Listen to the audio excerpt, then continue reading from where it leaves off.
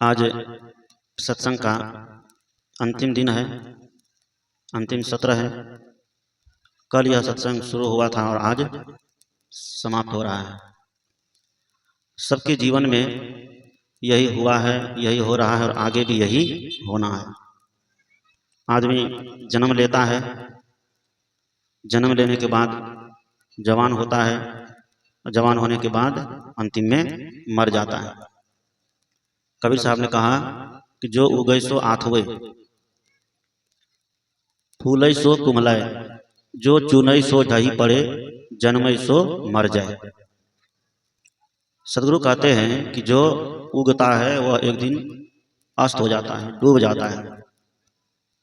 जो उगै सो आठवे, फूलै सो कुमलाय, फूल को देखते हैं खिलता है, फूलाता है, सुबह फूलाता है तो शाम होते होते वह क्या होता है, कुमला जाता है, मुरझा जाता है। जो चुनै सो ढही पड़े, जन्मै सो मर जाए। जिसकी हम चिनाई करते हैं, जिसको हम जोड़ते हैं, एक एक ईंटा जोड़ करके घर बनाते हैं, मकान बनाते हैं, वह घर वह मकान कुछ दिन के बाद पुराना हो जाता है। पुराना होकर के वह जर्जर हो जाता है, जर्जर होने के बाद वो समाप्त हो जाता है। उसी तरह इस दुनिया में जो भी जन्म लेकर के आया है उसको क्या होना पड़ेगा, एक दिन मरना पड़ेगा। कोई यहाँ सदैव रहने के लिए नहीं आया है कि वो सब दिन के लिए आ जाए और ये दुनिया, ये देश, ये गांव, ये समाज उसके नाम से क्या हो जाए, राष्ट्रीय हो जाए। कभी हुआ? नहीं हुआ और नहीं कभी होगा। मैंने कहा कि जो जन्म लिया है उसको एक दिन मर जाना पड़ता है। ये दुनिया का नियम है, ये दुनिया का सिस्टम है, प्राकृतिक का कारण कार्य की व्यवस्था है। इसलिए कबीर साहब ने कहा कि साधो ये मुर्दों का गांव। किसका गांव? ये मुर्दे का गांव। पीर मरे पैगंबर मरिए, मरिए जिंदा जोगी, राजा मरिए प्रजा मरिए, मरिए वैद और रोगी,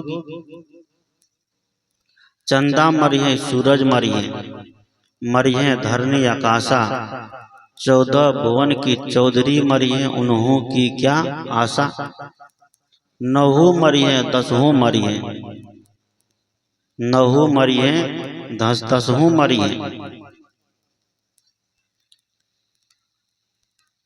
अंत में सदगुरु कहते हैं, कहीं कबीर सुनो भाई साधु, भटक मरो मत कोई। सदगुरु कबीर साहब कहते हैं कि ये मुर्दे का गांव है। कौन सा गांव? जिस गांव में हम लोग रहते हैं। केवल ये जयनगर की बात नहीं है, पूरी दुनिया को कबीर साहब मुर्दा कहते हैं। क्यों? जीवित रह करके भी जो व्यक्ति आत्मा का भजन नहीं करते हैं, जो व्यक्ति अपने मन को सुधारने का काम नहीं करता है, जीवित रह के जो व्यक्ति आत्म कल्याण का काम नहीं करता है, जीवित रह करके जो व्यक्ति जीवन सुधार का काम नहीं करता है, तो जिंदा रहने के बाद भी उसको क्या कहा जाएगा? मरा हुआ कहा जाएगा, मुर्दा है। उसमें कुछ नहीं है। उससे तो बढ़िया वह मुर्दा है, शमशान घाट में किसी से लड़ता नहीं है, किसी से झगड़ता नहीं है। शमशान घाट में बहुत मुर्दे हैं। कभी देखे हैं कि मुर्दा में मुर्दा कभी झगड़ा किया है? नहीं किया है। हम जिंदों से कहीं लाख गुना अच्छा वो है। एक जगह रहते हैं लेकिन एक जगह रहकर के भी कभी वो झगड़ा नहीं करता है। लेकिन यह जिंदा मनुष्य को देखिए, एक घर में 2 और 4 है तो वह 2 और 4 भी प्रेम से नहीं रह पा रहा है, रहता है। एक माँ बाप के 4 बच्चे हैं तो चारों बेटे में जो पिछिया है, एक ही माँ बाप से जन्म लिया है, तो कुछ दिन के बाद चारों बच्चे में झगड़ा लड़ाई चालू हो जाता है, लाठी सोटा सब हो जाता है, मारपीट सब हो जाती है, होती है ना। इसलिए सदगुरु कहते हैं कि इन मुर्दों से गया बीता तो वो मुर्दा है जिसको जिंदा है, जिसमें सांस चल रही है। और शमशान घाट का मुर्दा इतना प्रेम से रहता है, कभी एक बीत जमीन के लिए कभी झगड़ा नहीं करता है। क्या किया? जितना झगड़ना था उसको जीते में झगड़ लिया, और मरने के बाद वही 3.5 हाथ का जमीन उसको मिलती है। इससे ज्यादा मिलती है? नहीं मिलती है। जो व्यक्ति शौक से सुंदर भवन बनाता है, मकान बनाता है, शौक से व्यक्ति दीवान पलंग, महाराजा पलंग, कौन कौन पलंग बनाता है, और जब मरने का समय आता है तो घर के लोग, बेटा बहू क्या करता है, उस पलंग से उतार करके कहाँ रख देता है? नीचे में रख देता है। महाराजा पलंग पर मरने भी देता है? नहीं मरने देता है। महाराजा पलंग पर वह व्यक्ति मर नहीं पाता है जो इतना शौक से बनाता है। बेटा और बहू उस पलंग से उतार करके नीचे रख देता है। अब देखिए, जो व्यक्ति अपने शौक के लिए सब कुछ कुर्बान कर दिया, जब मरने का निकट आया तो बस उसकी कुर्बानी क्या हो गई? व्यर्थ हो गई। व्यर्थ। इसीलिए सद्गुरु मानव जीवन की विशेषता बताते हैं कि ये शरीर एक दिन छूट जाता है, यहीं रह जाता है। इस शरीर से संबंधित जो भी चीजें हैं वह सभी चीजें यहीं रह जाती है। कपड़े हो, लत्ते हो, जो भी हम महंगे महंगे आभूषण खरीदे हुए हैं, सामान खरीदे हुए हैं, वह सब धारा का धारा रह जाता है, साथ नहीं जा पाता है। खुद अपना शरीर साथ नहीं जाता है। क्या जाता है? जिस शरीर को हम इतना सुंदर सुंदर कपड़े पहनाते हैं, सुंदर सुंदर भोजन कराते हैं, इत्र गुलाल लगाते हैं, सेंट लगाते हैं, तेल फुलेल लगाते हैं, सोना चांदी हीरा मोती से शरीर को सजाते हैं, वह शरीर एक दिन क्या होता है? व्यर्थ हो जाता है। शरीर नश्वर है, एक न एक दिन छूटना है। इसलिए मौत से आज तक कोई नहीं बचा। मौत से बचने के लिए बहुत लोग बहुत प्रयास किए। इसी मौत से बचने के लिए बहुत लोग बहुत प्रयास किए, लेकिन मौत आई और चुपके से उठा करके लेकर चली गई। कुछ लोग सोचते हैं कि हम भी अजर अमर रहेंगे, कभी नहीं मरेंगे, लेकिन वह व्यक्ति भी जो कहते हैं कि कभी नहीं मरेंगे, अजर अमर होंगे, रहेंगे, अगर अजर अमर हो भी जाएंगे, बहुत दिन तक जी भी लिए, तो बहुत दिन तक जी करके क्या फायदा होगा? कोई फायदा होगा? नहीं। कम दिन जीना हो, लेकिन कम ही दिन में अच्छा कर्म किया जाए, कम ही दिन में जीवन कल्याण का काम किया जाए,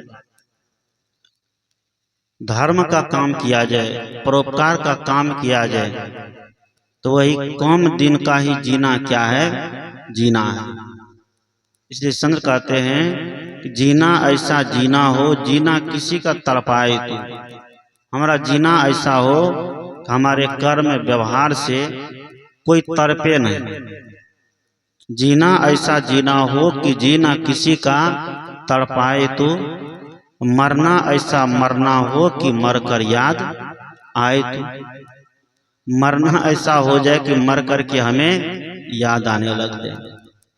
इनका मन सत्संग में लग गया, इसलिए वो गिर गए।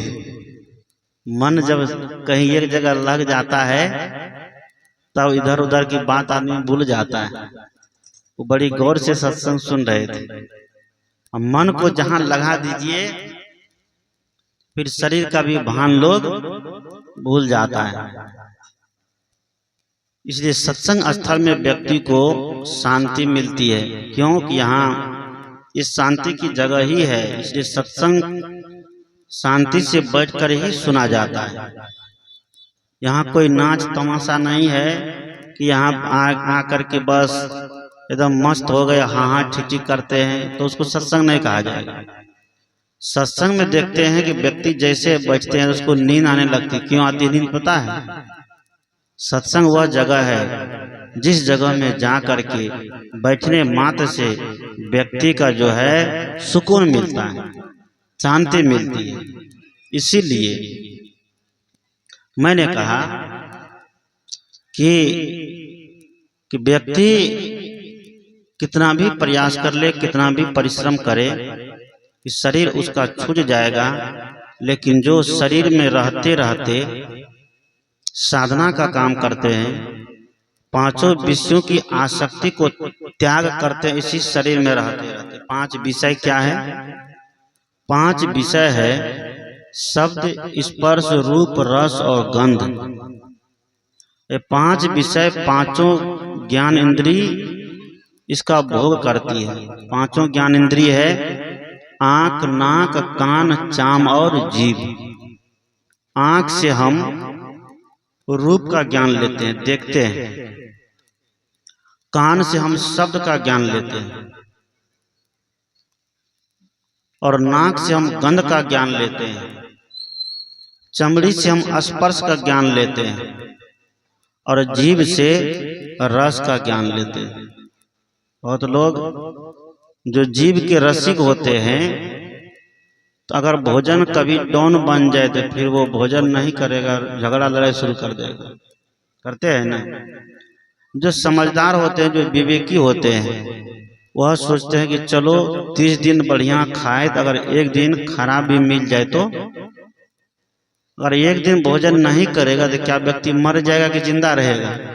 नहीं मरेगा, नहीं मरेगा, और बढ़िया हो जाएगा।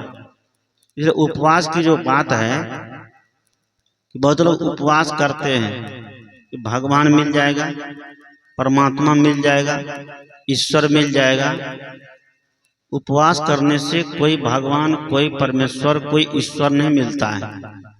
उपवास करने से ये जो शरीर रूपी मंदिर है क्या होता है? शुद्ध हो जाता है। ध्यान दीजिए, गौर करिएगा। इस शरीर को मंदिर कहा गया है। सदगुरु कबीर साहब को जो भाषा है, कबीर पंथ का जो विचार है, ये शरीर एक मंदिर है। उपवास करते हैं, ये शरीर रूपी मंदिर जब पवित्र होता है, जब शुद्ध होता है, तो इसी मंदिर में एक भगवान निवास करता है, जिसको कहते हैं आत्मा। क्या कहते हैं? जिसको आत्मा कहते हैं। इसी आत्मा का शुद्ध रूप परमात्मा है। गौर करिएगा, इसी आत्मा का शुद्ध रूप क्या है? परमात्मा है। ये आत्मा किसी परमात्मा के पास नहीं जाता है। बहुत लोग कहता है कि ब्रह्मलीन हो गया। क्या कहते हैं? ब्रह्मलीन हो गया। ब्रह्मलीन होने का मतलब क्या है? कि ब्रह्म में लीन हो जाना, मिल जाना।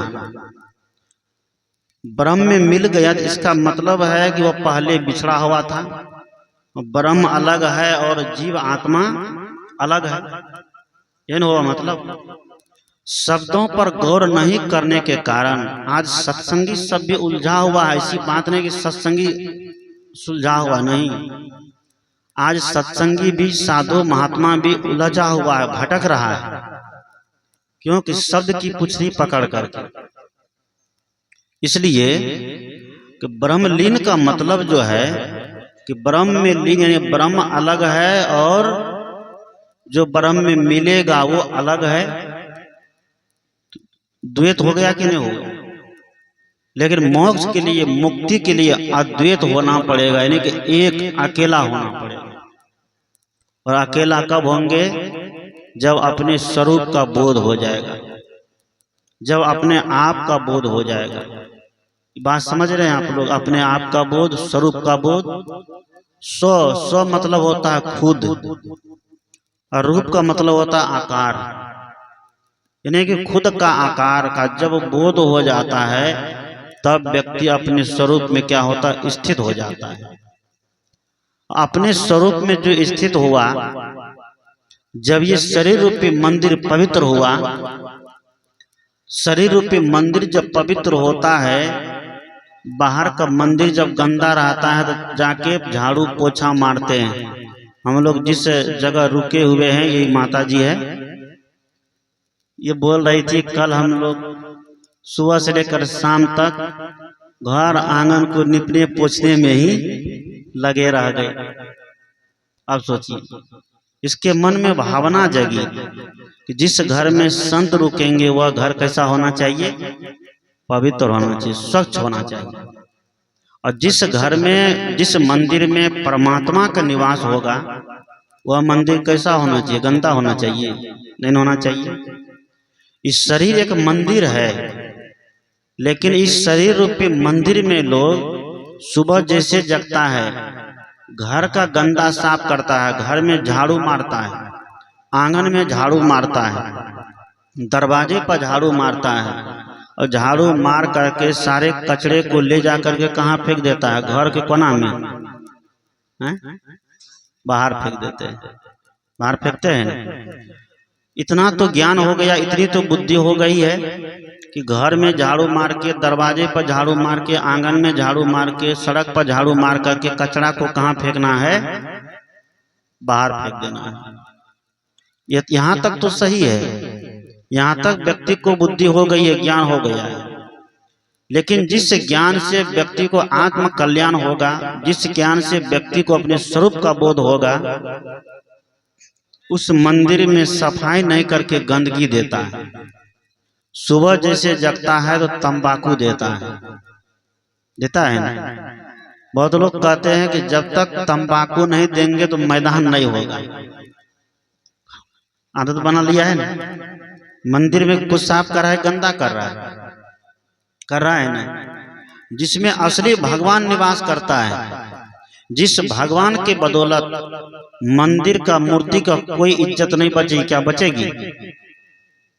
जो ये चेतन भगवान, ये आत्मा रूपी भगवान, इसी के बदौलत दुनिया का मंदिर है और मस्जिद है ना।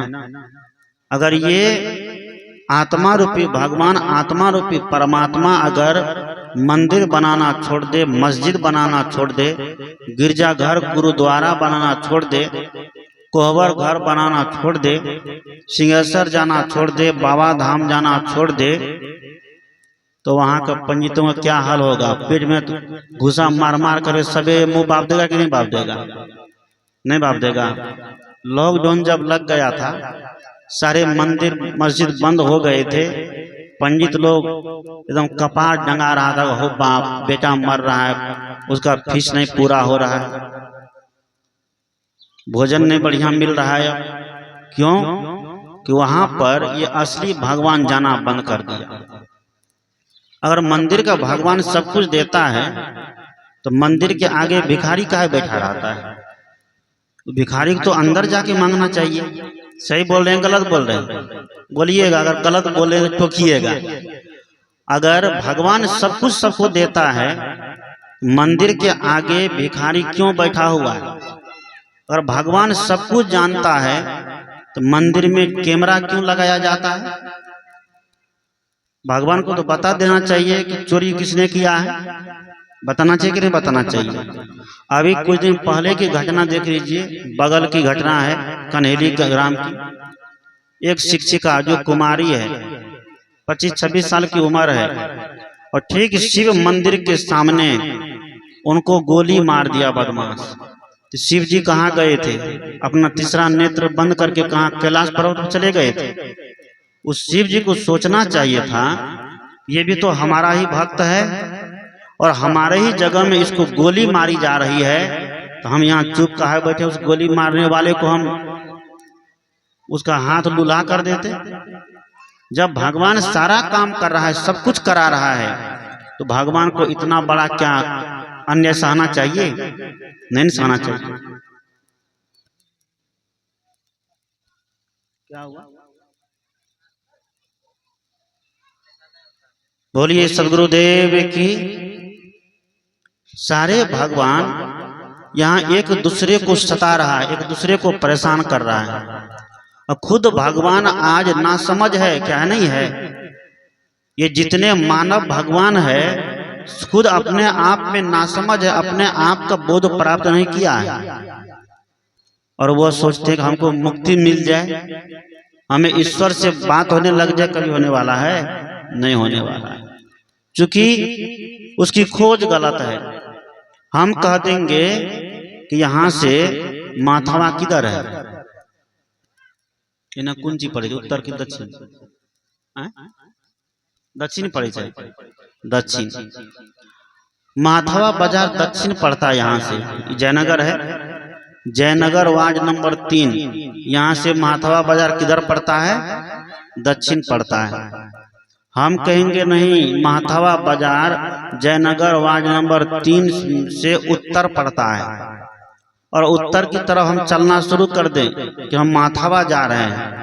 एक जन्म नहीं, 2 जन्म नहीं, 7-7 जन्म चले, 84 लाख जन्म तक हम चलते रहे, माथावा मिल जाएगा? मिलेगा? नहीं मिलेगा।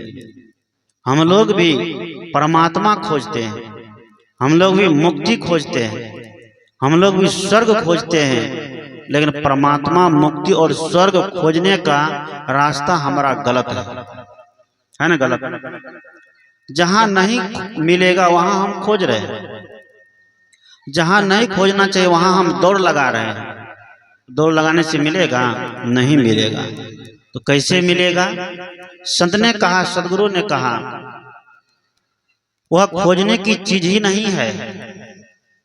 परमात्मा भगवान जो है, ईश्वर खोजने की चीज नहीं, ईश्वर प्राप्त करने की चीज नहीं है। अगर प्राप्त करने की चीज होती तो आज सबको मिल जाता, नहीं मिलता। आज बहुतों लोगों के पास पैसा है, करोड़ोंपति है, लाखपति है, अरबपति, खरबपति है। अगर प्राप्त करने की चीज होती ईश्वर, तो पैसा दे करके प्राप्त कर लेता, करता ना, लेकिन नहीं। सदगुरु कहते हैं कि वह प्राप्त करने की चीज नहीं है, वह तो सबके अंदर में ही है। कहाँ उसको खोजते हैं? और सबके पास ही है, वह व्यक्ति खुद ही है, लेकिन खुद का बोध नहीं होने के कारण उसको कहाँ खोजता है? बाहर खोजता है। एक बार की बात, एक आदमी ऐसे, वह गणेश भगवान की पूजा करता था, गणेश भगवान की पुजारी था। व्यक्ति पुजारी तो बन गया है, पूरा भारत नहीं बना है। पूजा किसका करता है? मुर्दा का, जिंदा का नहीं। किसका? मुर्दा का करता है। अगर जिंदा कोई महात्मा आ जाए तो बस उनका कोई मोल नहीं है। अब मुर्दा महात्मा का फोटो अगर हम खाली रख देंगे तो बस देखिए उसके आगे दूध, लावा, जल, फूल चढ़ना शुरू हो जाता है। व्यक्ति पूजा करना तो जान गया, लेकिन सत्संग करना नहीं जाना, संगत में बैठना नहीं जाना। तो वह व्यक्ति ऐसे, हेलो,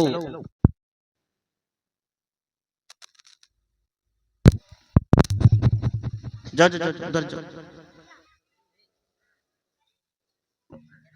हेलो, बोलिए सदगुरुदेव की। वह व्यक्ति बड़ा पूजगरी था, और हिंदुस्तान में, भारत देश में सबसे पहली पूजा किनकी होती है? गणेश जी की होती है ना। और कैसा देवता है जिसका तो मुड़ी है हाथी का, पेट है मनुष्य का, और उनका सवारी क्या है? चूहा है। एक तो पैर अगर रख दे तो बस चूहा का सारा मसाला बाहर आ जाएगा। लीजिए सवारी, अब उसका खोजते रहिए, ढोते रहिए गणेश जी को, ढो पाएगा? नहीं ढो पाएगा। तो वह व्यक्ति गणेश जी का पूजगरी तक पूजा करता था। पूजा करने के क्रम में पूजा का भोग लगा, चढ़ा दिया, लड्डू, पेड़ा, मिठाई सब कुछ चढ़ा दिया, और उनकी सवारी बगल में चूहा। चढ़ा के पूजा करके जैसे निकला, चूहा क्या किया? मिठाई खाने लग गया, जूठा कर दिया। पूजगरी को लगा कि ये तो इनका खुद का सवारी प्रसाद को चढ़वा को जूठा करा, लेकिन गणेश जी कुछ नहीं बोलते हैं। गणेश जी बोलेंगे असली रहेगा तब ना, नकली है। वो पत्थर का बना दिया है, पत्थर का बना करके हम ही बनाए हैं, एक कारीगर बनाया है, जो कारीगर बनाया है उस मूर्ति को, उस प्रतिमा को, वह कारीगर आज तक उसको प्रणाम नहीं किया। वह कारीगर कभी उसको चरण नहीं छूता है। हमारे बगल में ही बनता, हम उनसे पूछते हैं कि तुम जो बनाते हो कभी इनको चरण नवाए हो, कभी शीश टेके हो? ताकि बाबा हम बनाते तो हम ना बड़ा हुए, हम उसको कहे चरण, उस चरण छुएंगे। एक मूर्ख व्यक्ति को इतना बोध हो गया, ज्ञान हो गया, जो पढ़ा लिखा नहीं है, बिल्कुल सीधा सरपट है, उसको इतना बोध हो गया कि इसको तो हम खुद ही बनाते हैं, हम इसको काहे प्रणाम करेंगे। तो पूजा करने वाला जब देखा वो नकली है, असली नहीं है, उसका चढ़ोआ चूहा खा रहा है, तो उसके मन में लगा कि इसका मतलब है कि इससे बड़ा भगवान ये है। कौन है? चूहा है। तो उसने क्या किया, गणेश जी की प्रतिमा को उठा करके ले जा करके पोखर में फेंक दिया। तो पूजगरी जिस गणेश जी के प्रति इतनी श्रद्धा थी, इतनी भक्ति थी, जब देखा कि उसके आगे का चूहा उसका चढ़ोवा खा रहा, प्रसाद खा रहा, कुछ नहीं कहता है, उसने क्या किया, उसको उठा करके ले जा करके फेंक दिया। आज सब भी देखियो, जब कोनो पावन करी छिए तो आगे में घर के आंगन में बजरंग बली के पास चढ़ावे छी, बजरंग बली ध्वजा के पास प्रसाद चढ़ाते हैं ना। एक बच्चा को संठी लेके खड़ा कर दे, काहे करते हैं? जब भगवान आपका वहां है मौजूद, तो भगवान की पहरा दूसरे लोग करे, इसका मतलब भगवान में कोई वैल्यू नहीं, कोई रहा वैल्यू। जब एक बच्चा संठी लेके खड़ा हो जाता है, और कौवा जो है, जो कौवा जीवित है, वह कौवा लड्डू पेड़ा जूठा करके भाग जाता है, इसका मतलब है कि कौवा भगवान से बड़ा हो गया। विचार करिएगा, हम ये नहीं कहते हमारी बात मानिए, गौर करिएगा। तो चूहा जब देखा जूठा करता है, गणेश जी की प्रतिमा को ले जा करके तालाब में फेंक दिया, और चूहा के टिंगड़ी में बांध दिया रस्सी, टिंगड़ी में रस्सी बांध दिया, और चूहा को चंदन तिलक लगा दिया, उसी सिंहासन में बैठा दिया। हे चूहा भगवान, अब आज से आप ही हमारे देवता हो गए। उसी की पूजा करने लग गए। उसकी पूजा करते करते 10 दिन किया, एक दिन भूल गया गेट लगाना, उधर से बिल्ली आई, बस घुस गई अंदर। अब बिल्ली को जैसे चूहा देखता है, हो बाप, चूहा का तो प्राण सूख गया।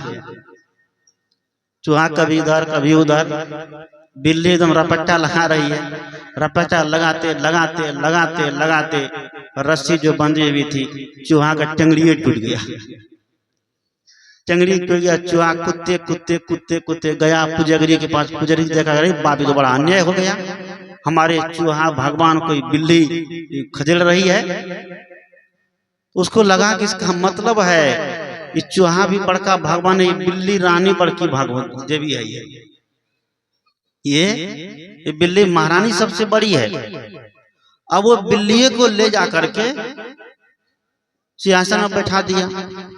अब बिल्लियों को टंगड़ी में रस्सी लगा दिया, उसको भी टंगड़ी होती, सोचा कहीं भाग न जाए, उनको भी रस्सी लगा के सिंहासन में बैठा, अब उसकी पूजा करने लगा। एक दिन संयोग से कुत्ता घुस गया मंदिर में। अब कुत्ता जैसे घुसा, बिल्ली तो आंख तांख निरार दिया, ले अब तोरा जे करना चाह करो, हमारे तो टांग मान ले छे। कुत्ता 2 बार झाँव झाँव झाँव झाँव किया, बिल्ली का तो बस प्राण खत्म हो गया। जय वृंदावन बिहारी लाल की जय हो गया। दूसरे दिन आया पुजारी पूजा करने, देखता बिल्ली तो वृंदावन बिहारी लाल की जय है, और कुत्ता वहां बगल में है। उसको लगा कि यही कुत्ता ने इसको मारा है, इसका मतलब है कि भैरव भगवान बड़का देवता है। बिल्ली को ले जाकर अंतिम संस्कार कर दिया, कुत्ता को वहां पर बैठा दिया, और कुत्ता को भैरव भगवान माना करके उसकी पूजा करने लग गया।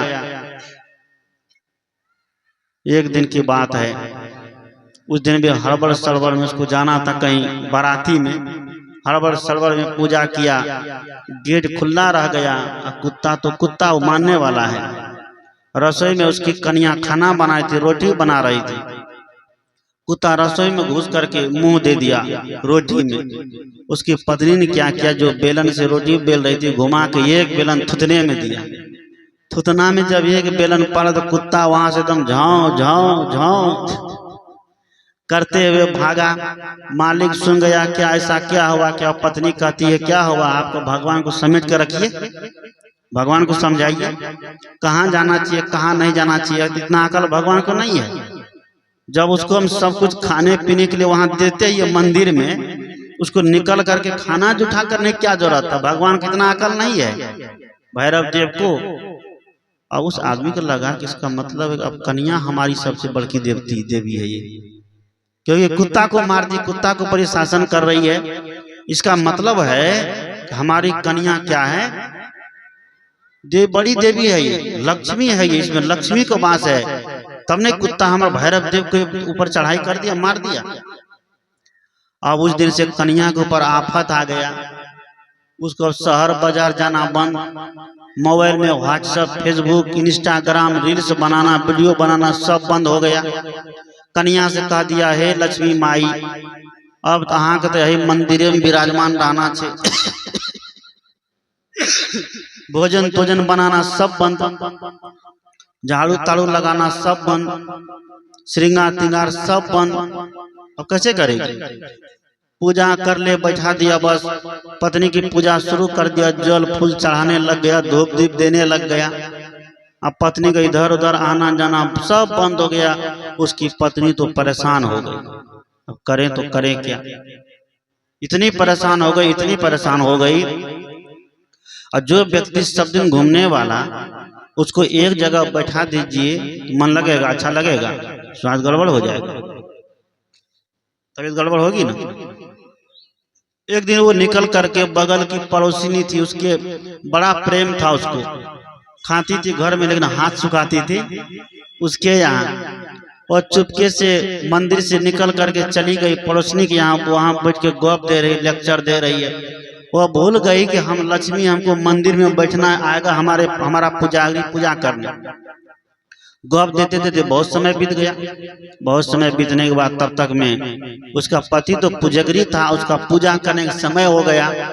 यहाँ सब नेव दीप पूरा नैवेद्य लेकर के, धूप दीप लेकर के, पान फूल लेकर के मंदिर में जैसे पहुंचा, देखता है कि लक्ष्मी तो यहाँ पर है ही नहीं।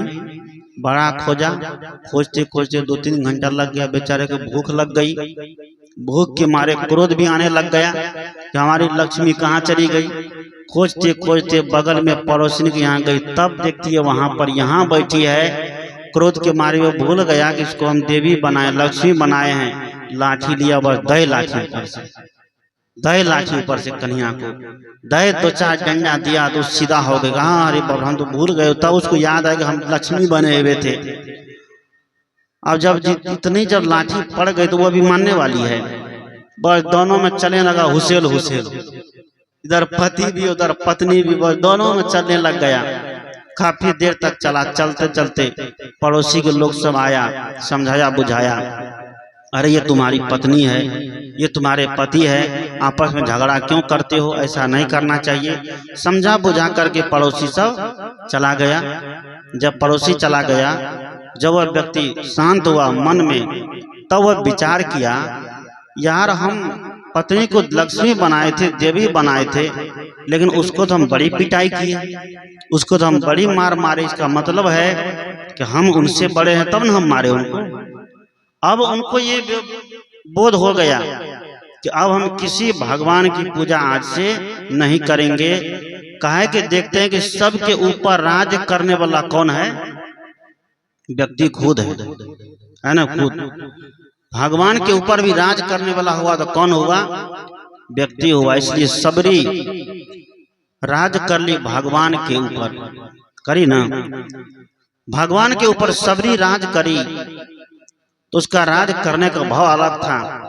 ऐसा समर्पण, ऐसी श्रद्धा दिखाई कि भगवान को उसके कुटिया में पधारना पड़ा, न कि सबरी को भगवान के शरण में जाना पड़ा।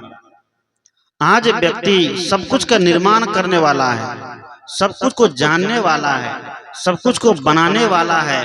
दुनिया में जितना विकास देखते हैं, ये विकास करने वाला कौन है? मनुष्य है। ये रेल दौड़ाने वाला कौन है? मनुष्य है। वायुयान दौड़ाने वाला कौन है? मनुष्य है। इतनी बड़ी बड़ी बिल्डिंगें बनती है, इतने बड़े बड़े कारखाना बनता है, इसको बनाने वाला कौन है? मनुष्य है। लेकिन आज मनुष्य ने कहा, कुछ लोगों ने, कुछ महात्मा ने सिखा दिया कि तुम तुच्छ हो, ईश्वर मालिक है। ईश्वर जैसा नचाता वैसा क्या करता, हमको नाचना पड़ता है। और सभी नचावत राम गोसाई। अब कह दिया कि सबको राम नचा रहा है माया बन करके। अगर राम माया बन के नचाए, भगवान बन के नचाए, तो फिर ऐसे भगवान की क्या जरूरत रह गई संसार में? कोई जरूरत रही? भगवान नचाते नहीं है, भगवान तो चेताते हैं।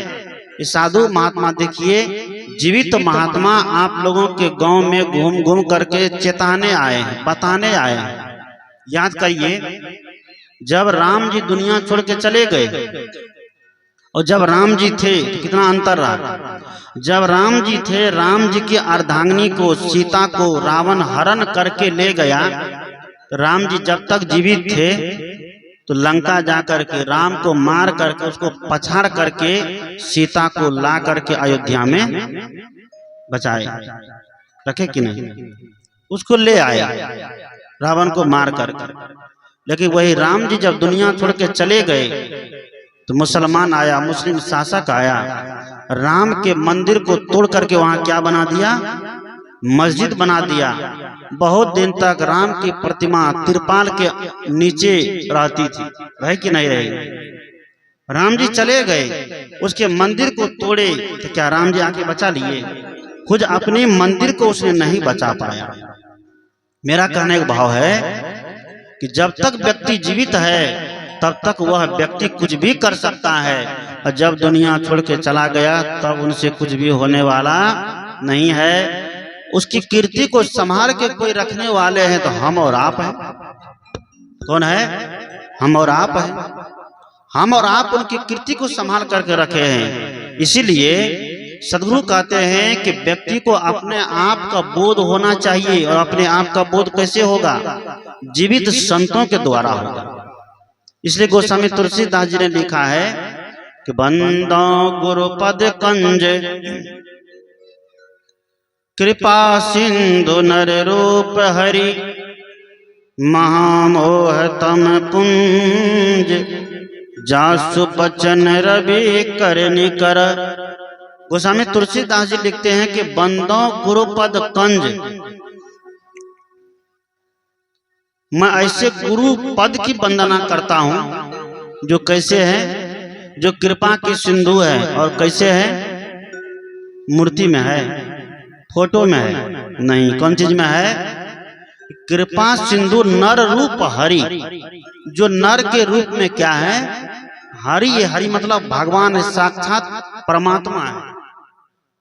ऐसे गुरु के पद की मैं वंदना करता हूं जिसने मुझे बोध दिया, जिसने मुझे ज्ञान दिया है। जब तक संत का आशीर्वाद, संत नहीं मिलेंगे तो तब तक हमें अपने आप का बोध होने वाला नहीं है। चाहे कितना भी आप ध्यान कर लो, 1 घंटा करो कि 2 घंटा करो, चाहे जो विधि का ध्यान कर लो, जब तक संतों के सानिध्य में। और संत कैसे? संत तो बहुत दुनिया में आज है, नहीं है? कोई कान फूकने वाला भी है, कोई जड़ी देने वाला है, कोई मंत्र देने वाला है, सब तरह का है। कबीर साहब कहते हैं कि संत ऐसे जो आत्मज्ञान जिसके पास हो, जिनके पास अपने आप का बोध हो।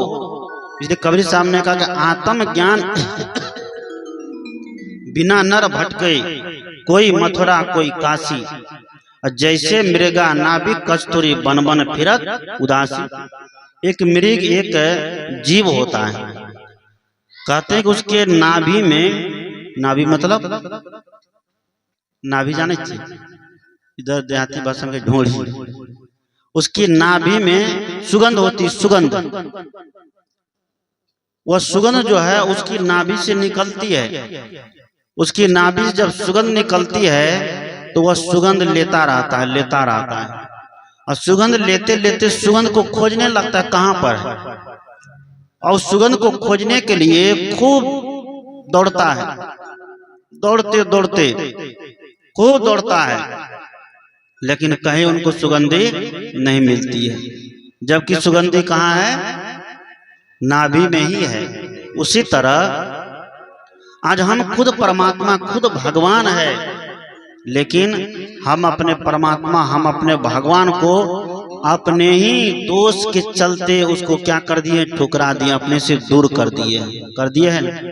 हमें घमंड होता है, अहंकार होता है। धन है, अहंकार हो गया। रूप है, अहंकार हो गया। कोई पद है, पद का अहंकार हो गया, होता है ना। पद का अहंकार हो गया, रूप का अहंकार हो गया, धन का अहंकार हो गया, विद्या का अहंकार हो गया। वो अहंकार जब तक जीवन में रहेगा, विकार जब तक जीवन में रहेगा, तो तब तक अपने स्वरूप का बोध नहीं हो सकता है। इसलिए अपने स्वरूप का बोध प्राप्त करने के लिए सदगुरु कहते हैं कि निर्माणी संतों का क्या करिए? संगत करिए। निर्माणी संतों के सानिध्य में बैठिए। उसके सानिध्य में जब तक नहीं बैठेंगे तब तक हमें उसका बोध प्राप्त नहीं होगा। संतों के समीप बैठ करके उनसे भेद लीजिए, जिसको भजन भेद कहते हैं। दीक्षा लीजिए, माला लीजिए, कंठी लीजिए, क्योंकि वैष्णव का ये चिन्ह है, कंठी माला। कुछ लोग कहते हो माला ताला क्या होता है? मने में माला है, कहते हैं ना। कुछ लोग कहते हैं कि मने में माला है, माला ताला से कुछ नहीं होता है। तो हम ऐसे लोगों से कहते हैं, जाइए महातवा बाजार, कपड़ा खरीद के ले आइए, ला करके घर में रख दीजिए और गांव में नंगे घूमिए, कहिए कि मने में कपड़ा पहन लिए, यहाँ बक्सा में भर के रखिए, ताला मार के क्या कपड़ा पहन लीजिएगा? नहीं पहनिएगा। वैष्णव का चिन्ह है, वैष्णव का प्रतीक है कि गले में क्या रहना चाहिए? माला होनी चाहिए। लड़की के जब हिंदू समाज में शादी होती है तो उनको क्या सब देते हैं? सिंदूर देते हैं, मंगलसूत्र देते हैं ना। शादी हो गई, अब सिंदूर नहीं पहने तब कुमारी या कह गए विधवा भाग लो, कहेंगे कि नहीं? तो ये चिन्ह है, ये प्रतीक है। तो कबीर साहब जिस वैष्णव समाज से निकले हैं, कबीर साहब के गुरु वैष्णव थे, वहां से निकले कबीर साहब। अगर विचार नहीं मिले तो विचार को बदल दिए, लेकिन गुरु के दिए हुए मंत्र को, माला को कभी उसने बदलने का प्रयास नहीं किया। उसी के नाते वह शिष्य कहलाए। सदगुरु कबीर वो हिम्मत नहीं किया कि हम माला को हटा दें। वो माला धारण करते थे, मंत्र का जाप भी करते थे। मंत्र का जाप करते करते मन क्या होता है? मन साफ होता, मन शुद्ध होता है, मन पवित्र होता है। मन पवित्र होता है, और मन जब पवित्र होने लगता है तब परमात्मा कहीं बाहर है कि भीतर है? कहाँ है परमात्मा? तो भीतर है ना। लेकिन भीतर के परमात्मा को हम दूषित करके रखे हुए हैं। इसलिए सदगुरु ने, एक संत ने लिखा है कि फिल्म जगत के कवि ने लिखा है कि तोरा मन दर्पण कहलाए। दर्पण मतलब आईना, शीशा। चेहरा देखने के लिए कहाँ जाते हैं? दर्पण के पास। मन जब दर्पण जिस दिन बन जाएगा तोरा मन दर्पण कहलाए। मन जिस दिन दर्पण के जैसा हो जाएगा, उस दिन अपने पास ही हृदय में ही भगवान का क्या होगा? दर्शन होगा। इसी जगह में यदि हमारे उपनिषद के ऋषि ने कहा कि अरो ननुयाम महतो महियान आत्मस जंतो निहतो गुहायाम तम क्रतु बीत शोको धातु प्रसाद आत्मानम महिमात्मानम। वह जो है अणु से अणु है, महत्वपूर्ण में महत्वपूर्ण है। अणुरणुयाम महतो महियान आत्मस जंतो निहतो गुहायाम। कहा कि प्रत्येक प्राणी के हृदय गुहा में क्या है? निवास करता है ना, हृदय में निवास करता है। लेकिन उसका बोध किसको होता है? धातु प्रसाद आत्मानम महिमात्मानम। मैंने जिसका जो इंद्रियां शुद्ध हो गई, पवित्र हो गई, जिसकी इंद्रिय शुद्ध हो गई है, पवित्र हो गई है, जिसका मन पवित्र हो गया है, उसी को उनका बोध प्राप्त होता है। मन जब तक गंदा रहेगा तो उनका बोध प्राप्त नहीं होगा।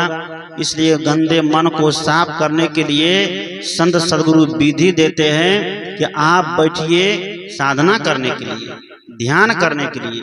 ध्यान में किसी ईश्वर की प्राप्ति की बात नहीं होती है, किसी देवी देवता की प्राप्ति की बात नहीं होती है। ध्यान जो है मन को साफ करने का क्या है, जरिया है।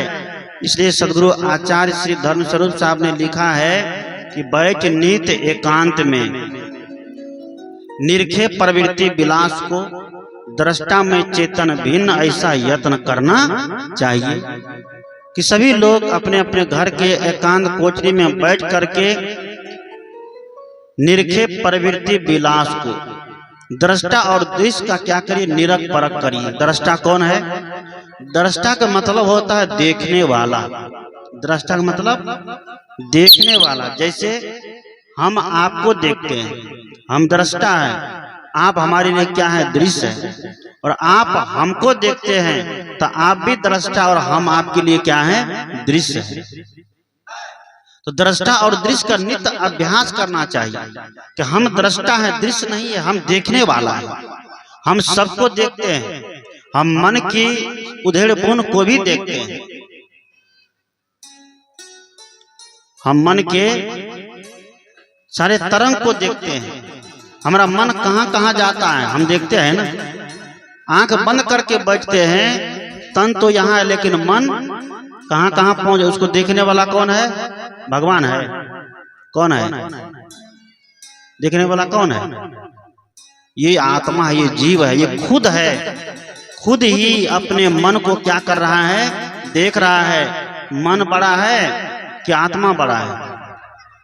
कौन बड़ा है? के बड़ा भेल? बोलबे न करे छै, मन बड़ा भै गेलै। ये आत्मा बड़ी हुई, मन बड़ा नहीं हुआ। मन जो है आत्मा का क्या है, बेटा है। क्योंकि मन आत्मा से ही मन क्या होता है, तैयार होता है। इसलिए मन गलत क्यों हो जाता है, मन खराब क्यों हो जाता है? संगत के कारण।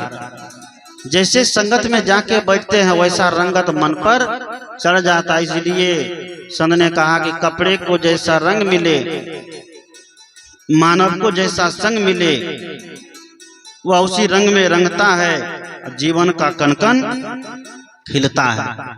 सद्गुरु कहते हैं इस मन को जैसी संगत देंगे बस वैसे रंगत में ये ढल जाता है।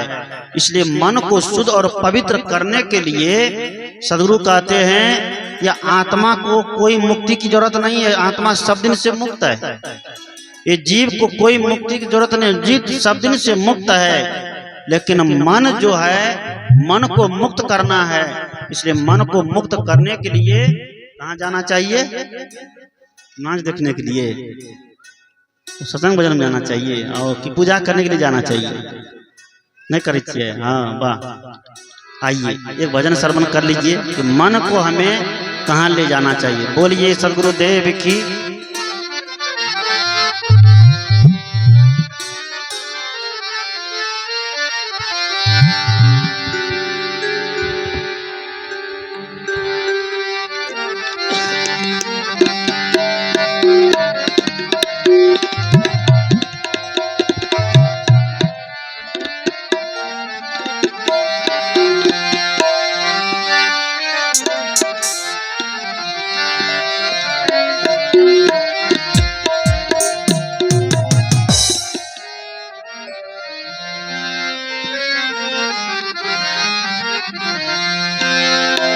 या विधि मन को लगावे लगावे,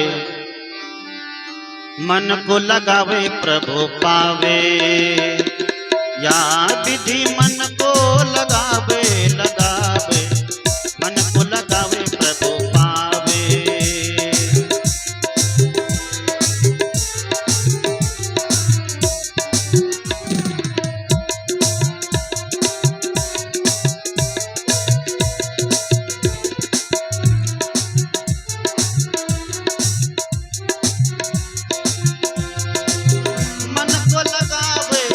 तो सो प्रभु पावे। या विधि या विधि या विधि मन को लगावे लगावे, मन को लगावे प्रभु पावे। या विधि मन को लगावे लगावे, मन को लगावे प्रभु पावे।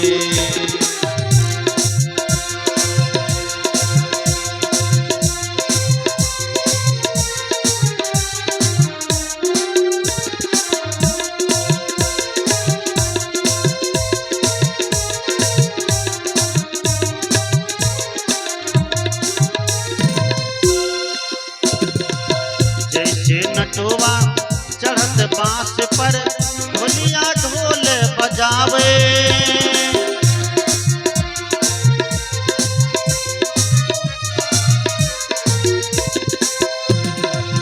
जैसे नटुआ चढ़त बांस पर ढोलिया ढोल बजावे, ढोलिया ढोल बजावे। नटुआ सर्कस दिखाने वाला रस्सी पर चढ़ जाता है, कपार पर सामान ले लेता है,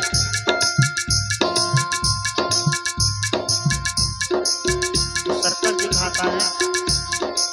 एक रस्सी पर इस पार से उस पार जाता है, सिर पर बोझा भी ले लेता है, कुछ पकड़ता भी नहीं है, लेकिन बोझा उसका गिरता नहीं है। क्यों नहीं गिरता है? इसलिए नहीं गिरता है, उसका जो मन है अपने बोझा पर, उसका जो ध्यान है अपने बोझा पर है, इधर उधर नहीं है। कहने का भाव है संसार में रहिए, सब कुछ करिए, सब काम करिए, लेकिन मन को कहाँ रखिए? अपने आँख के पास रखिए, इधर उधर मत रखिए। इधर उधर रखिएगा तो मन भटक जाएगा, मन बहक जाएगा। ये आत्मा जो जीव है दुख पाएगा, चला जाएगा, अधोगति में चला जाएगा। इसलिए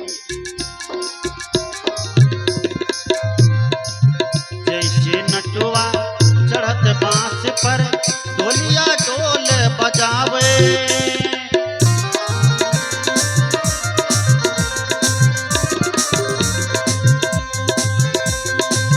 कभी चढ़े कभी,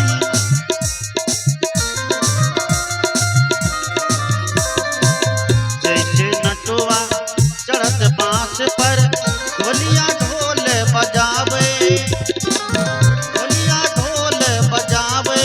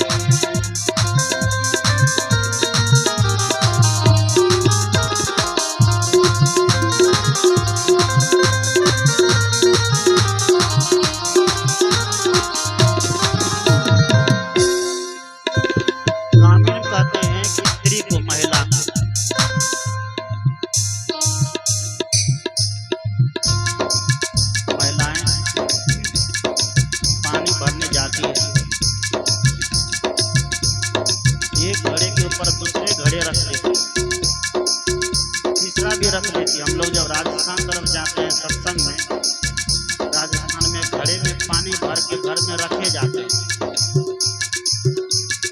वहाँ सबके घर में कल नहीं है कि बस कल चलो ताजा पानी निकालो, वहाँ पानी खरीद के लोग पीते हैं। उधर जब जाते हैं तो महिलाएं जब पानी भरने जाती है, एक महिलाएं 4-5 घड़ा लेके जाती है, पानी भर लेती है और सिर पर रखती जाती है। 4-5 घड़ा सिर पर रख लेती है, वहाँ से चल देती है, पकड़ती नहीं है। और बातचीत करते करते घर आ जाते हैं, लेकिन घड़ा गिरता नहीं सिर पर। क्यों नहीं गिरता है? इसलिए नहीं गिरता है, बातचीत तो कर रही है सखी से, बहना से, सहेली से, लेकिन मन उनका कहाँ है? घड़ा पर है। हम लोगों को मन कहाँ रखना चाहिए? अपने आत्मा पर रखनी चाहिए, अपने आप पर रखना चाहिए, दूसरे पर नहीं।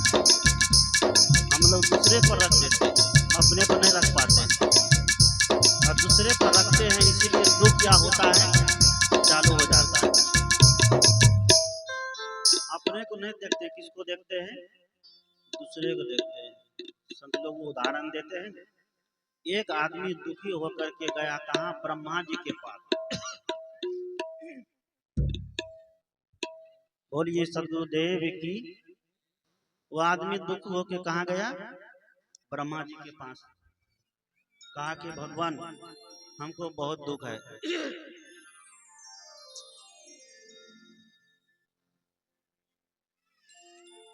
कहा कि हमको बहुत दुख है, कृपा करके हमको दुख से मुक्त कर दीजिए।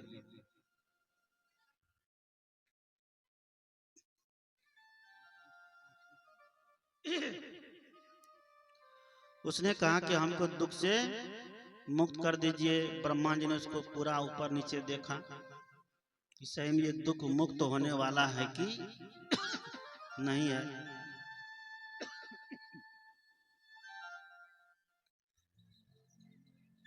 देखा कि लगता है कि थोड़ा मोड़ा चांस है, तो ब्रह्मा जी ने उसको 2 झोली दिया। कितने? 2 झोली दिया। कहा कि जाओ, एक झोली को आगे रख लेना, एक झोली को पीछे पीठ पर रख लेना।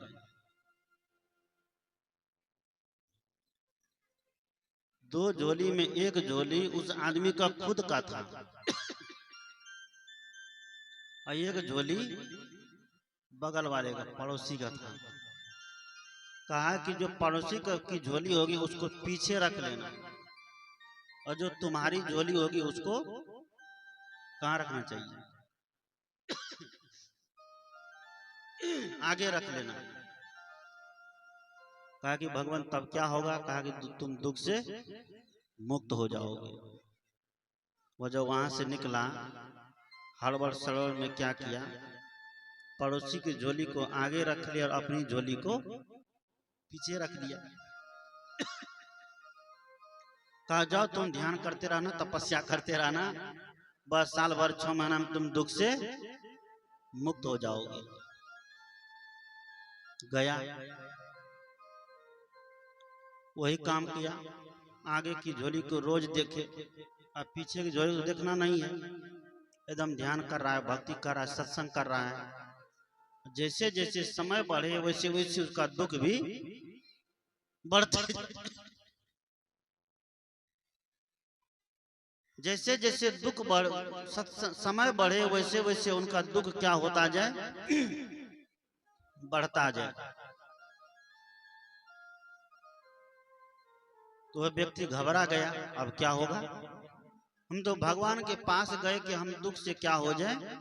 मुक्त हो जाए, लेकिन भगवान ने और क्या क्या उल्टा काम दिया, और हमारा दुख बढ़ा ही दिया। वह आया वहां से घबराते हुए, एकदम झल्ला करते हुए, और जिसका दुख बढ़ गया तो हल्ले करेगा।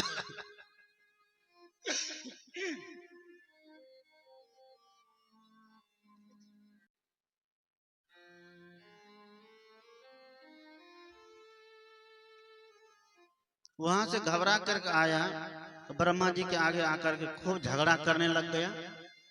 हम तो जानते थे कि आप सबका काम बनाते हो, आप तो सबका काम ही बिगाड़ने में लग गए। कि क्या हुआ? उसने कहा कि हम आपके पास आए थे कि दुख से हम क्या मुक्ति मिले, हमको दुख हमारे जीवन का समाप्त हो जाए, खत्म हो जाए, लेकिन आपने उल्टा के और दुख को ही बढ़ा दिया। ब्रह्मा जी ने कहा कि ऐसा नहीं हो सकता है, हमारा वरदान कभी खाली नहीं जाता है। हम जिसको एक बार वरदान दे देते हैं वो वरदान पूरा काम कर जाता है।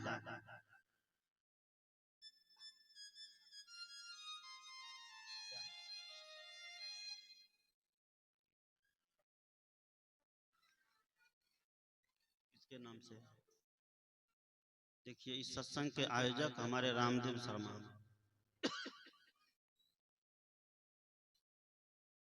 101 रुपया इस मंच पर दान किए हैं। रामदेव शर्मा के लिए बहुत बहुत सदगुरु की कृपा बरसती रहे, उसकी झोली भरी रहे। बोलिए सदगुरुदेव की।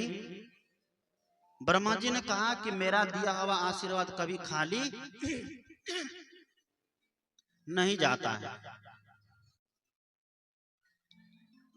कहा कि तुम आओ, सामने आओ।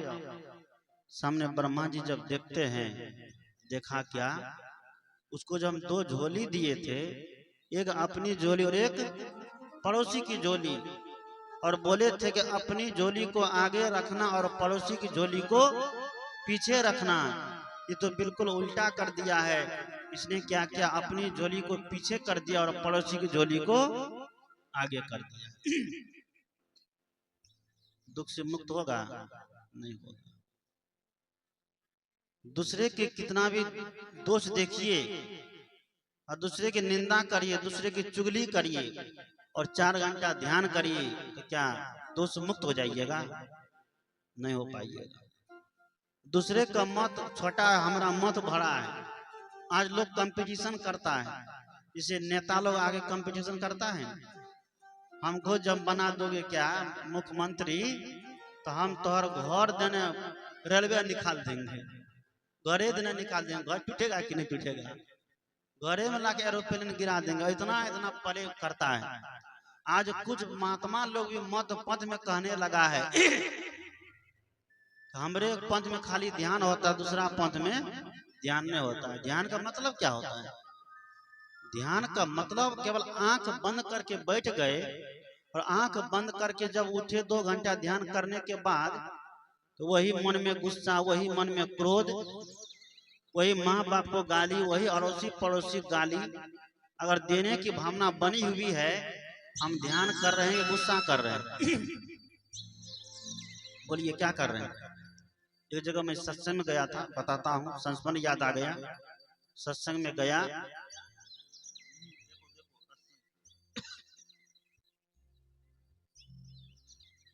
सत्संग में गया तो कुछ लोग क्या किए, शाम में जब आरती हुई तो आरती होने के बाद वहीं पर मंच पर ही ध्यान लगा करके बैठ गए।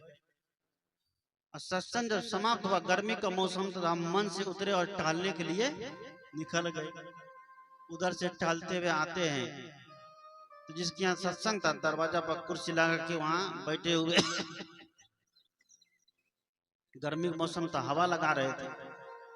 एक महात्मा जो 2 घंटा से ध्यान पर बैठा था, मंच से उठा और सीधा मेरे पास गया। हम जो वहां पर बैठे हुए थे कुर्सी पर, उसने कहा, कैसे कहा, ढोड़िया सांप के जैसा फुफकार मारते हुए। ढोड़िया सांप देखे? ढोड़िया सांप, ढोड़िया सांप के जैसा फुफकार मारते हुए कहा, आप ध्यान में नहीं बैठ सकते थे? मैंने उनसे कहा, आप तो अभी 2 घंटे से ध्यान में बैठे हैं, और जो व्यक्ति ध्यान में बैठेगा तो उसका मन एकदम निर्मल हो जाएगा, उसका मन एकदम मुलायम हो जाएगा, उसका मन एकदम कोमल हो जाएगा। आप 2 घंटा ध्यान में बैठने के बाद भी ढोड़िया सांप के जैसा फुफकार मारते हैं, तो हम क्या समझते थे? आप ध्यान कर रहे थे कि हमरे बारे में सोच रहे थे? किसके बारे में सोच रहे थे? वो ध्यान कर रहा था कि मेरे बारे में सोच रहा था? आज कुछ ध्यानी भी ऐसा हो गया है जो सोचता है कि हम ही केवल ध्यान करते हैं, दूसरा ध्यान नहीं करता। हाँ, उनको अगर देखा करके ध्यान करिए तब मानेगा वो क्या करता है, ध्यान करता है। ध्यान का मतलब होता है सावधानी। क्या होता है? ध्यान का मतलब ही है सावधानी। आप भोजन करते हो, सावधानी पूर्वक भोजन करो तो भोजन ज्यादा नहीं खाया जाएगा। क्या खाया जाएगा? आप शब्द बोलते हो किसी को, अगर ध्यान पूर्वक शब्द बोलेगा तो क्या गलत बोलेगा? कभी नहीं बोलेगा ना? नहीं बोलेगा।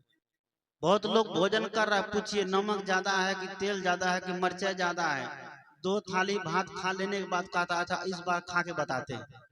इसका मतलब है कि भोजन तो कर रहा है लेकिन ध्यान उसका भोजन में नहीं है। एक बच्चा है, उस बच्चे के हाथ में 1 रुपया दीजिए और कहिए कि बगल में दुकान है, जाओ 1 माचिस लेके आओ, लेकिन जाते जाते बोल देते हैं बच्चे से ध्यान से जाना। क्या बोलते हैं? बोले कि ध्यान से जाना, यही बोलते हैं। उसको बोल देते हैं कि ध्यान से जाना। तो अब बच्चा क्या करेगा? ध्यान करने का मतलब क्या करेगा? आंख बंद कर लेगा तब जाएगा, क्योंकि ध्यान करने का मतलब यही ना है कि आंख बंद कर लीजिए अब बैठ जाइए ध्यान में। क्या हो गया? ध्यान हो गया। ध्यान करने का मतलब कि सावधानी से जाइए, सावधान होके जाना, कहीं गाड़ी की ठोकर नहीं लग जाए, कहीं कोई दुर्घटना न घट जाए, ऐसी सावधानी पूर्वक जाना। इसलिए ध्यान का मतलब सदगुरु कबीर साहब के सिद्धांता अनुसार क्या है कि सावधान रहना। जिस स्थिति जिस परिस्थिति में रहो सावधान होकर के चलो, बस आप ध्यान में जीवन जी रहे। अगर खेत पर काम करते हो, सावधानी पूर्वक काम करोगे, आप सोचोगे कि जो गृहस्थ से हम मजदूरी लेते हैं तो उसका हम उचित काम करके दें, करेंगे कि नहीं? और सावधानी नहीं होगी तो गृहस्थ गया घर, बस इधर तोलिया बिछा दिए, बस फोंप काटने लग गए। क्या ध्यान है? नहीं है ध्यान। ध्यान करने का मतलब है दुकान पर बैठे हुए हैं, ग्राहक आया, उस ग्राहक को सही सामान देंगे, गलत सामान नहीं देंगे। ध्यान करने का मतलब है अगर हम मंदिर में बैठे हुए हैं तो हमारा मन केवल किसके बारे में सोचना चाहिए? अपने उद्धार के बारे में सोचना चाहिए, दूसरे के बारे में नहीं सोचना चाहिए। हम तो ध्यान भी करते हैं, दूसरे की शिकायत भी करते हैं। हम तो ध्यान भी करते हैं, इधर इंगला पिंगला सुषुमना भी करते हैं, लेकिन दूसरे गोतनी जो है ये सोचते हैं कि हमारी गोतनी का बेटा जो पढ़ लिख के सर्विस में गया उसका सर्विस कैसे छूट जाए। नहीं सोचते हैं कि यही ध्यान है, यही सत्संग है। ये नौटंकी करने से ध्यान सत्संग होने वाला नहीं है। हमारे ऋषि ने कहा कि ध्यान का अंतिम निर्णय क्या है कि मन का सारा विषय खत्म हो जाना, मन में कुछ भी नहीं रह जाना। अगर हम ध्यान में ईश्वर के बारे में भी सोचते हैं तो समझ ले कि ध्यान नहीं कर रहे हैं। अगर ध्यान आंख बंद करके बैठ के परमात्मा के बारे में भी सोचते हैं तो समझिए हमसे ध्यान नहीं हो रहा। इसीलिए सदगुरु कहते हैं, आइए भजन गा रहा था, आप कहीं भी रहिए, जिस स्थिति परिस्थिति में रहिए, वहां रह करके आप अपने ऊपर मन को लगा के रखिए। यही सबसे बड़ा क्या है? ध्यानी होना है।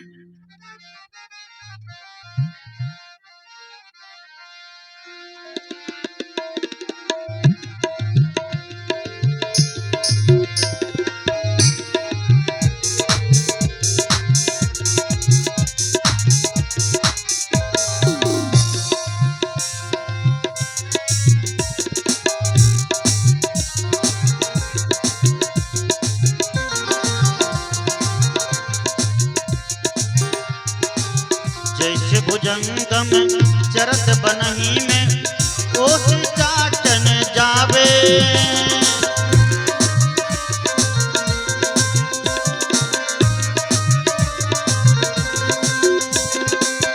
जैसे भुजंगम चरत बनही में ओस चाटन जावे, ओस चाटन जावे।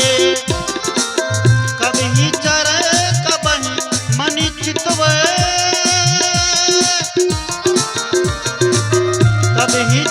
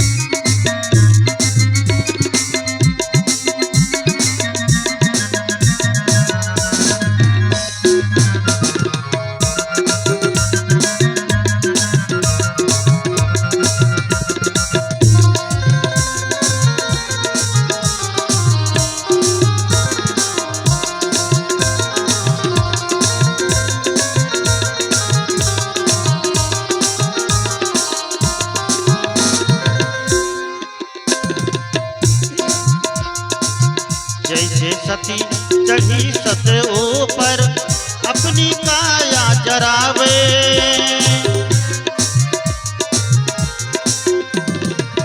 जैसे सती चढ़ी सत ऊपर अपनी काया जरावे। सती, सती का मतलब पति के साथ साथ जो अपने शरीर को जला दे उसको सती कहते हैं। पहले ऐसा होता था, पति अगर किसी कारणवश मर गए तो पत्नी को उसके साथ जल जाना पड़ता था। पत्नी को जीने का कोई अधिकार नहीं था। ऐसी रूढ़िवादी परंपरा बना के रखे थे पहले, लेकिन हमारे देश के ज्ञानियों ने, विद्वानों ने क्या किया, उस परंपरा को खत्म कर दिया और विवेक किया, विचार किया कि जिसके पति मर गए उसकी पत्नी को जीने का हक है, अधिकार है, उसको मरने का हक नहीं है। सती पति के साथ जल जाती थी। क्यों जलती थी? कि पति उनका चला गया दुनिया, इसलिए वो भी जल जाते। सदगुरु कहते ठीक उसी तरह जैसे सती अपने पति के ऊपर ध्यान रख करके दुनिया चली गई, उसी तरह हमें भी चाहिए एक अपनी आत्मा जो है उसके ऊपर ध्यान लगा करके संसार के सारे माया मोह को त्याग करके अपनी आत्मा का ही अनुसरण करें। जैसे सती चढ़ी सत ऊपर अपनी काया जरावे।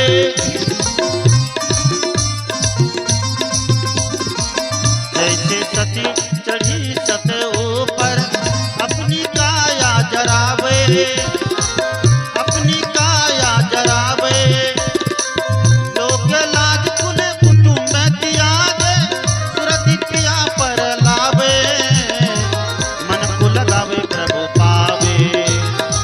मन को लगावे प्रभु पावे। क्या विधि मन को लगावे लगावे। मन को लगावे प्रभु पावे। क्या विधि मन को लगावे लगावे। मन को लगावे प्रभु पावे।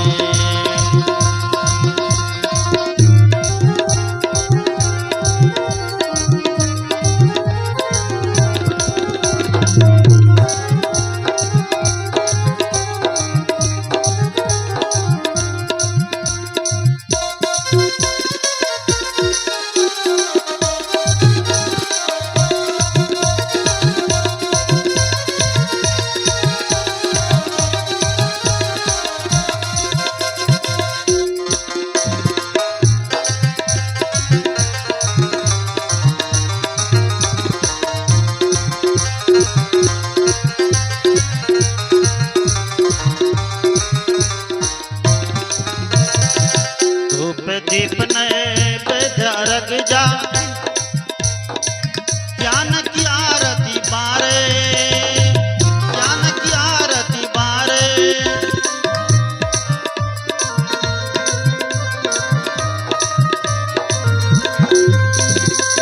धूप दीप नैवेद्य अर्घ जा ज्ञान की आरती बारे। ज्ञान की आरती बारे। कहे कभी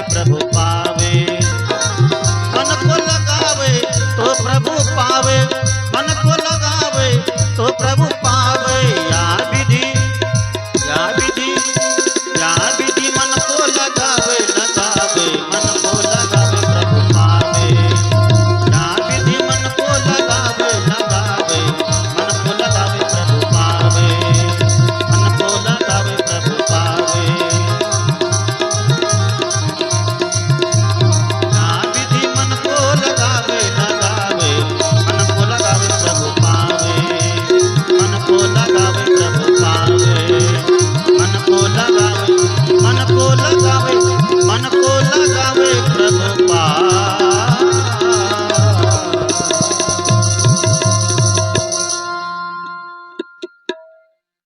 मन को लगावे,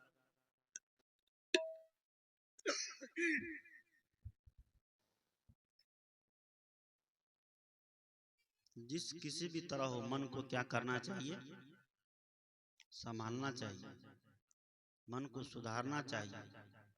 क्यों? संत ने लिखा है कि पानी में नाव चले तो चले, नाव में न पानी आने दो, संसार में मन रहे तो रहे, मन में न संसार को आने दो। अगर नाव पानी पर चलेगी तो क्या होगी, बहुत लोगों को पार कर देगी, पार करेगी ना। लेकिन जब नाव में पानी घुस जाएगा तब खुद डूबेगी और सबको भी लेकर के डूब जाएगी। उसी तरह संसार में रहे, दुनिया में रहे, लेकिन मन को दुनिया से क्या करना है, हटा कर रखना है, मन को काट के रखना है, दुनिया को मन में आने नहीं देना है। ये काम करने के लिए संतों की संगत चाहिए, बिना संतों की संगत का होने वाला नहीं है। क्या होगा? जब तक संतों के संगत नहीं बैठेंगे तब तक हम लोग अपने मन को स्वबस नहीं कर सकते, अपने मन को बस नहीं कर सकते हैं। हमारे मन में जन्म जन्मांतर की वासना है जो जीव को भटका रही है। वासना के वश ये जीव 84 लाख की जोनी धारण करता है, शरीर छोड़ता है और शरीर को धारण करता है अनादिकाल की दुनिया में। ऐसे मुक्ति के लिए आपको अपने मन से मजबूत बनना पड़ेगा। इसलिए कहते हैं कि मन है चंगा तो कठौती में कौन चीज, बढ़िया से बोलू ना, हाँ गंगा। मन है चंगा तो कठौती में गंगा, अब मन है खराब तो तब क्या होगा, तो सब गड़बड़ हो जाएगा। लोग कहते हैं मन मानता नहीं है। कौन नहीं मानता है? मन मानता नहीं है। शराब पी लेते हैं। अब शराब व्यक्ति पीता है कि शराब व्यक्ति को पी रहा है? कौन क्या होता है? व्यक्ति शराब को नहीं पी पाता, बल्कि शराब व्यक्ति को पी जाती है। बीड़ी पीता है लोग, सनफिक्स पीता, पीछे लागे नहीं, अच्छा सनफिक्स पीते हैं। सनफिक्स को लोग नहीं पी पाता, बल्कि सनफिक्स लोग को पी जाता है। पीते पीते किडनी फेल, फेफड़ा फेल, बस दमा की बीमारी हो जाती है, बस एकदम घसीटते रहता है, घसीटता है ना। इसीलिए आज का ये सत्संग हमारे रामदेव जी और उनके भाई मलकू जी, ये दोनों की माता जी इस दुनिया को छोड़ करके चली गई। और जाना सबको है, हमको भी जाना है और आपको भी जाना है। यहाँ जितने लोग आए हैं इस धरा धाम पर, सबको शरीर छोड़ करके जाना है। इसलिए भगवान कृष्ण ने कहा कि जातस्य ध्रुव मृत्यु ध्रुवम जन्म मृतश्च, जो जन्म लिया है वो मरेगा, जो मर गया है उसका क्या होगा, उसका जन्म होगा। जन्म लेना और मरना ये अनादिकाल की दुनिया में लगा है। इसलिए संत कहते हैं, सदगुरु कहते हैं कि आवागमन के चक्कर को जो खत्म कर दे, जो समाप्त कर दे, जहां जन्म और मरण नहीं हो, ऐसे संत होते हैं। ऐसे संतों के सानिध्य में बैठ करके हम अपने जीवन का क्या करें, सुधार करें, हम अपने जीवन का निरख परख करें, हम अपने जीवन को समझें और जड़ पूजा जो करते हैं उस जड़ पूजा से हट करके चेतन पूजा की तरफ आगे बढ़े। चेतन पूजा ये स्वरूप है, ये आत्मा है। जड़ पूजा ये मंदिर मस्जिद मूर्ति जो करते हैं ये है, इनकी पूजा करने से कभी भी भक्ति सफल नहीं होगी। और भक्ति सफल होगी तो जीते जी आप अपने को समझ जाइए, जीते जी अड़ोसी पड़ोसी मनुष्य के साथ सुंदर व्यवहार सुंदर बर्ताव करिए। और यही सबसे बड़ी पूजा है। अगर ऐसा नहीं करते हैं, मंदिर मस्जिद में पूजा करते हैं, समझिए सब व्यर्थ चला जाए। हमारे रामदेव जी और उनके भाई मलखू जी, दोनों जी की माता जी का शरीर छूट गया है। अंतिम में यही मंगल कामना करते हैं दोनों भाई से कि दोनों भाई में प्रेम बरकरार बना रहे। वैसे आजकल भाई भाई में प्रेम नहीं रहता है। कहावत भी है कि भाई भैयारी भैंसी के सिंह जखनी जनमल बोल भी नहीं करी, जखनी जनमल तखनी बिन, तब ये बिन हो जाता है। अलग हो जाइए मंजूर है, लेकिन अलग होने के बाद भी भाई भाई प्रेम रखिए। जैसे बचपन में एक जगह खाते थे, एक जगह सोते थे, एक सिरोना के लिए लड़ते थे, और रात में जब सोने का समय आता था उसी सिरोना पर दोनों कपाड़ दे के सो जाते थे। कैसा जब समय समय था ना। वैसा ही अलग रहिए, भले अपने अपने बाल बच्चे का भरण पोषण करिए, लेकिन आपस में प्रेम रखिए, क्योंकि प्रेम ही जीवन का सार है। और प्रेम नहीं है तो समझिए सब कुछ बेकार है। राम और भरत के बीच में प्रेम ही था, इसलिए आज राम और भरत की चर्चा हो रही है। धन का महत्व नहीं दिया, जमीन का महत्व नहीं दिया, राज का महत्व नहीं दिया, महत्व कौन चीज का दिया? भाई भाई के प्रेम का महत्व दिया। कि प्रेम का महत्व आज नहीं दिया गया होता, राज का महत्व देता, धन का महत्व देता, तो आज राम और लक्ष्मण शत्रुघ्न भरत का नाम दुनिया से मिट गया होता, मिट जाता नहीं। इसीलिए हम लोग को जाना भी है, जो कल भी और जगह प्रोग्राम में जाना है, और दूर भी है, कल सवेरे निकलना है, इसलिए यहाँ से चल करके संभव नहीं है। इसलिए आइए कुछ आप लोग को सोहर मंगल समधन सुना देते हैं, तब अपनी वाणी को दे देंगे क्या विराम, और हम हो जाएंगे यहाँ से प्रस्थान। मरना सबको है, लेकिन मरने से पहले अपने जीवन को समझ जाइए, अपने आप को समझ जाइए, यही जीवन की सार्थकता है। बोलिए सद्गुरुदेव की जय।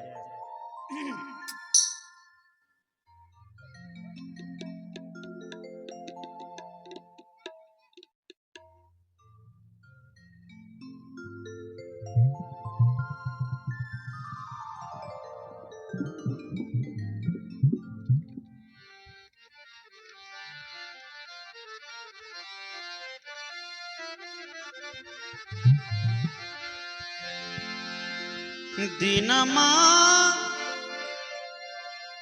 कुदीनमा में हो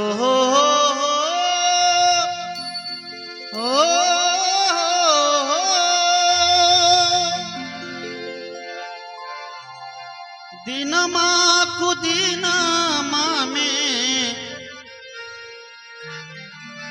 अले मोरा पलमवा, कलहन से जल्दी चला। दिन को दिन ये पलमवा कौन है जानते हैं? मौत रूपी पलमवा। मौत जब आती है तो कोई तिथि फिक्स नहीं करती है, कभी भी आ जाती है, बिन बुलाए मेहमान छोड़ करते हैं, अतिथि। दीनमा कुदीनमा में अले मोरा बलमुआ, कलहन से जल्दी चला। कलहन से जल्दी चला। बांध के गेठरिया हो जा तैयार, कलहन से जल्दी चला।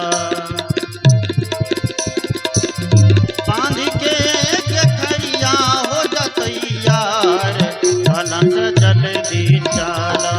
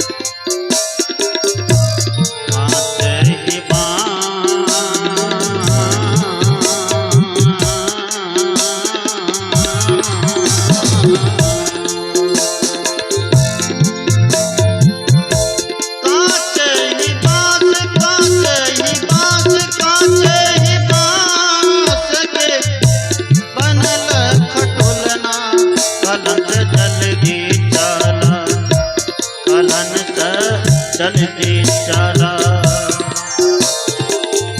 ऊपर से मखमली ओहार चलन से जल्दी चला। ऊपर से मखमली ओहार चलन से जल्दी चला।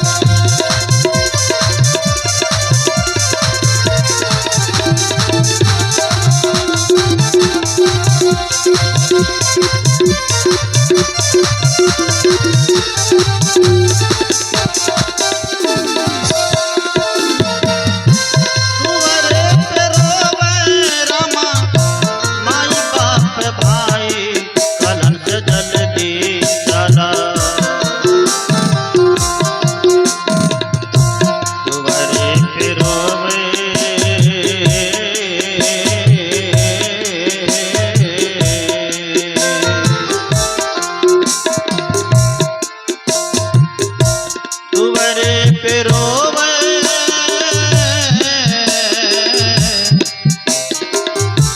दुवरे पे रोवे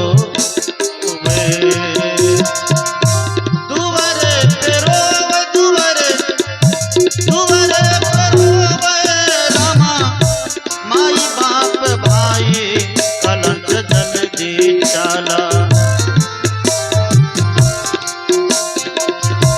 दुवरे पे रोवे रामा दुवरे पे रोवे रामा माई बाप भाई कलंक जल्दी चाला कलंक जल्दी चाला तेरी पे तिरिया पीठ कपाड़ कलंक जल्दी चाला तेरी पे